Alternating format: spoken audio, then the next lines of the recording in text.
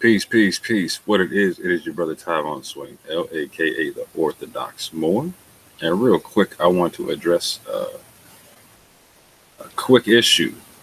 I hopped on Facebook real quick, and a good brother of mine, the Moorish American Muslim brother, is in a Quranist group page, and that we're both in. And he asked a real good question. He basically stipulated here that the Quran says that it's okay to beat your wife lightly. And he asked if this was from God or if this was from the Quran, etc. And real quick, I just want to break down the fact that this is a big common misconception throughout the Islamic world and throughout people who aren't even Muslim. Is the fact that they think that Islam says it's okay to beat your wife. Now, I want to be clear. There are certain traditions that uphold hadith that stipulate that this is a symbolic concept where it's talking about beating your wife lightly, and it's a way of symbolically showing rejection to her or etc. Right? But I don't uphold that concept. I don't uphold that tradition in the sense to where I don't accept the hadith in terms of jurisprudence.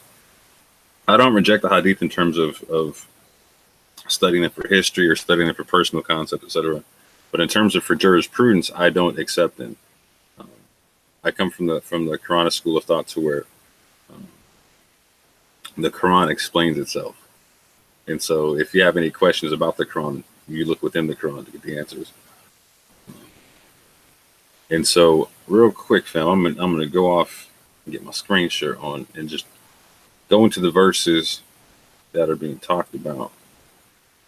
And I also want to show the fact that if you look into the description box of the video, you'll see that I have all these verses down below, and I have basically the notes for what I'm talking about down below, so y'all can follow along if you don't have a Quran, etc.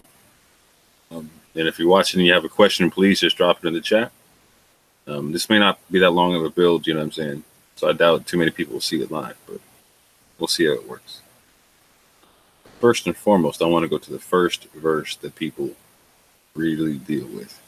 And this is Surah 4, Ayah 34. I'm going to read this from the Sahih International. This is the major one that people are aware of. Men are in charge of women by right of what Allah has given one over the other and what they spend for maintenance from their wealth. So righteous women are devoutly obedient, guarding in the husband's absence what Allah would have them guard. But those wives from whom you fear arrogance, first advise them. Then if they persist, forsake them in bed, and finally strike them.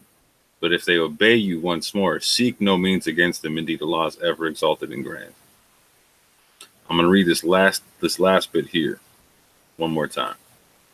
But those wives from whom you fear arrogance, first advise them. Then if they persist, forsake them in bed, and finally strike them. But if they obey you, once more, seek no means against them. Indeed, Allah is ever exalted and grand. So basically, this is breaking down a situation to where you're having escalating issues with your wife, right? And it's saying the first step is to try to take advice with them, right? Second, if the problems keep persisting, you forsake them in bed. You don't share the bed with them anymore. And finally, it says, in this translation of English, it says to strike them. But if they obey you, seek no means against them. So this is a problematic translation in English. And I'll explain why. So for people who take this to mean strike, you're going to have a big issue if you take it to mean that. And I'll explain why here in a second. Because as a matter of fact, as I just showed you here, the triliteral root, let me show you here. Oh, it's right here. So the triliteral root for this word is ḍarabtum, right?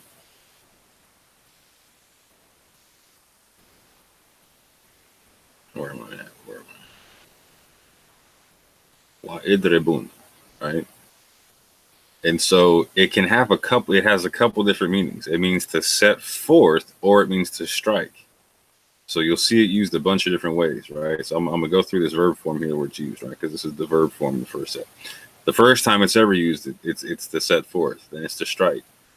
And we're struck, strike him, struck, and struck. They traveled and finally strike them. You go forth, you travel, are traveling, strike. So strike and strike, striking, sets forth. Allah sets forth, Allah sets forth, Allah sets forth. And we put forth, and Allah sets forth, and Allah sets forth, and Allah sets forth.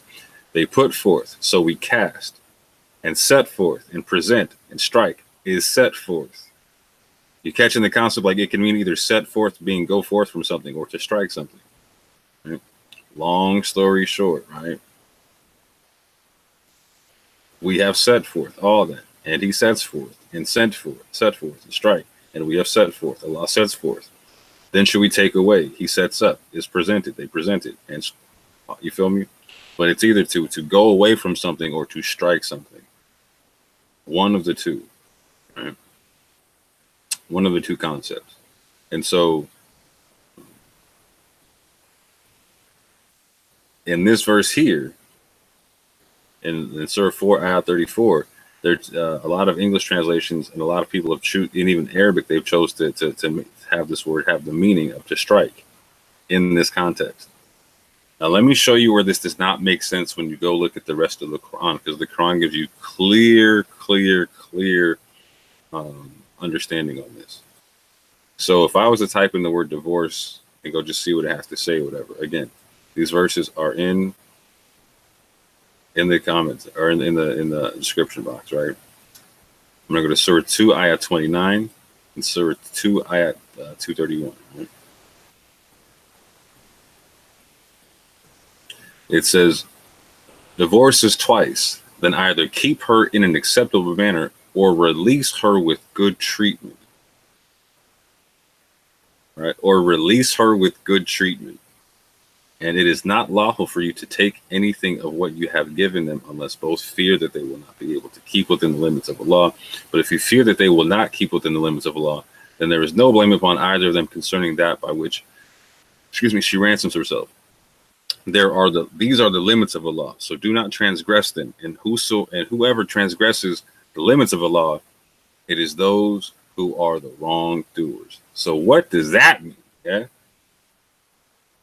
So these are the limits of Allah. So do not transgress them. And whoever transgresses the limits of Allah, it is those who are the wrongdoers. Well, what are the limits? It says right here, divorces twice. Then either keep her in an acceptable manner or release her with good treatment. Now let's go back to this concept here, where it says, but those wives from whom you fear arrogance, first advise them, then if they persist, forsake them in bed, and finally strike them, etc. But if they obey you, seek no means against them. So this bit's interesting. It's saying here, like, if there's an agreement between you two, if there's no more beef, then you don't part ways, right? And it's saying a similar thing here, right? It's saying divorces twice, then either keep her in an acceptable, either keep her. Now this is the interesting part, or release her with good treatment. Now, if you don't recognize it by now, if you don't translate this part here to set forth instead of strike, you can never initiate the divorce process. Instead, what you're doing is continually beating an unhappy woman. And there's no divorce that's ever happening. If you take this verse on its face, you don't ever get divorced. You get married and you beat the hell out your wife until she submits. Period. If you take it to mean that. But in context with another verse in the Quran, it's telling you, you either keep her or release her with good treatment. So releasing her with good treatment, obviously you're not putting hands on her. Obviously you're not putting hands on her. But let's keep going. Let's see what else it says. Let's go to 232, Surah 2, Ayah 231. Let's see what it says.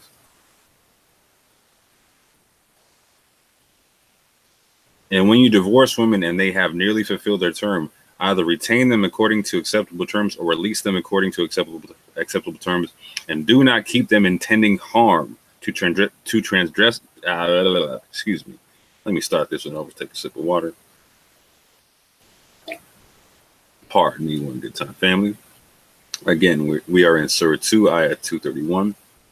And when you divorce women and they have nearly fulfilled their term, either retain them according to acceptable terms or release them according to acceptable terms, and do not keep them intending harm to transgress against them. And whoever does that has certainly wronged himself.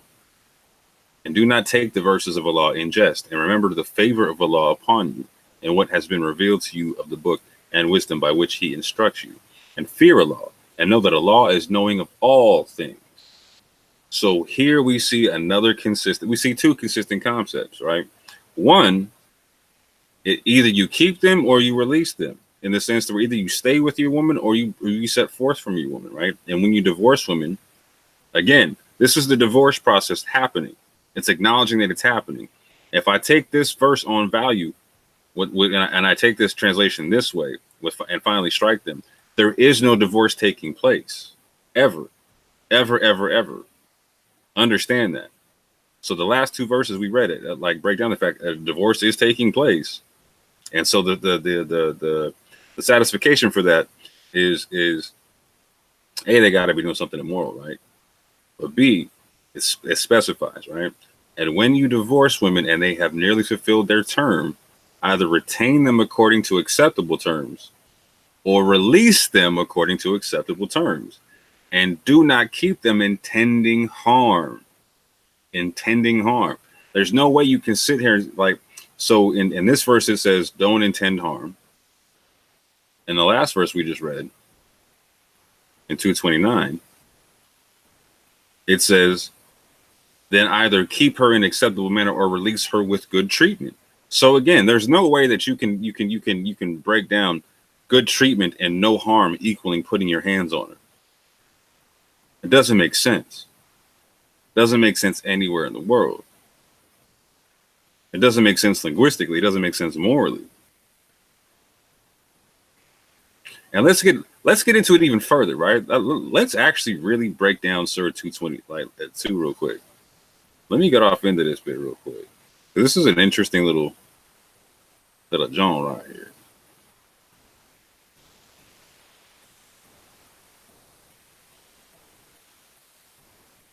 So check this out. And when you divorce women and they have fulfilled their term, and again, the term that they're talking about is to make sure that it's a specified period of time to make sure that the woman's not pregnant.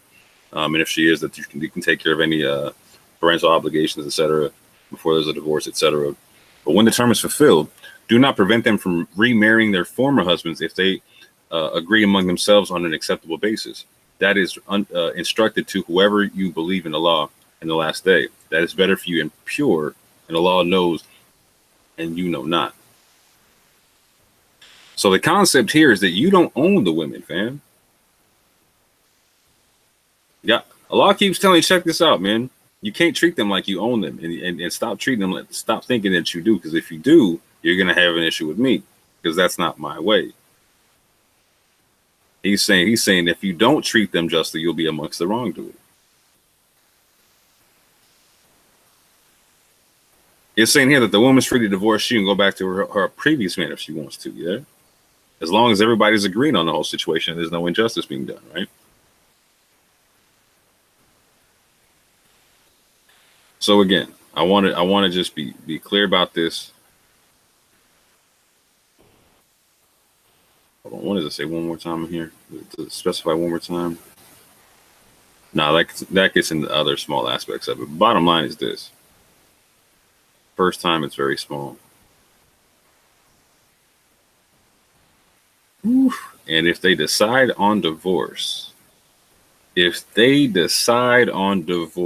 indeed Allah is hearing and merciful.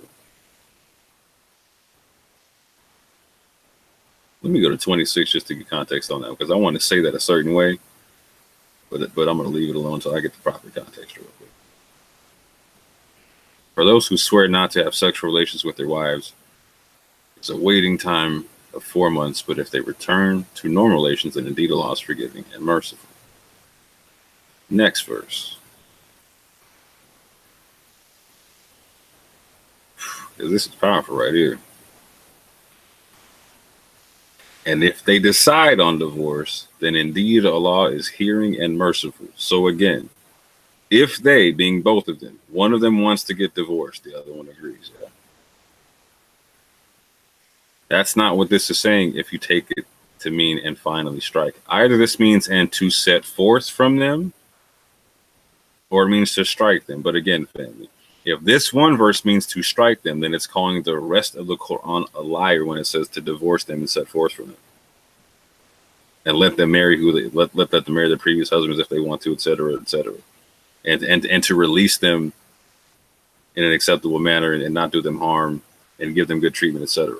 I mean, in order for this to mean to strike the wife instead of to set forth for them, understand, the rest of the Quran has to be false concerning the topic. I'm not willing to say that. I'm willing to say that it's most likely that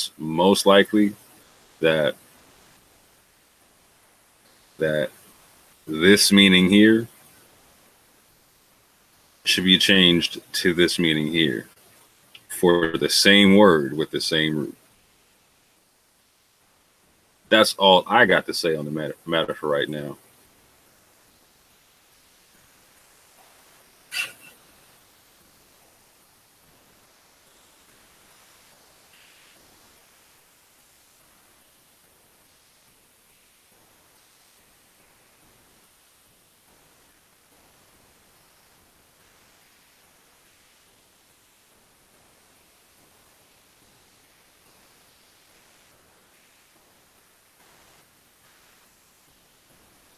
Sorry about that, family.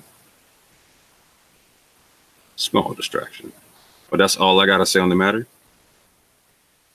I say peace and love. Y'all have a good one.